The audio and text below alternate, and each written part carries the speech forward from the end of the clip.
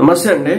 Junior NTR గారిని అడి చేసి అడ్డంగారికి చేసేటట్టు కనిపిస్తా ఉన్నారు. ఎందుకంటే ఎవరో విజయవాడకి సంబంధించిన జూనియర్ ఎన్టీఆర్ ఫ్యాన్స్ ప్రెసిడెంట్ అంట, ఆయన వచ్చేసి మాట్లాడుతా అంటే అక్కడికి వచ్చిన మీడియా ఛానల్స్ చూస్తే ఒక ఆశ్చర్యం కలిగింది. Big TV, Sakshi TV, NTV, TV nine, YSR TV, Swatantra channel. So ఈ ఛానల్స్ ఏంది, ఇటు కథ ఏంది, లెక్కలేంది అనేది మీ అందరికి కూడా తెలిసింది. సరే, బిగ్ టీవీ పక్కన పెడితే కానీ మిగిలిన ఛానల్స్ అన్ని కూడా మీకు తెలిసిందే. బిగ్ టీవీ వచ్చేసి తెలంగాణ రాజకీయాలకు సంబంధించి చాలా యాక్టివ్ గా ఉంటారు అన్నమాట వాళ్ళు. సరే, ఏదేమైనప్పటికీ కూడా సాక్షి ఛానల్లో ఎన్టీవీ, టీవీ9, వైఎస్ఆర్ టీవీ, ఏ పేర్లు మొత్తం కొంచెం డిఫరెంట్ గా ఉన్నాయి కదా.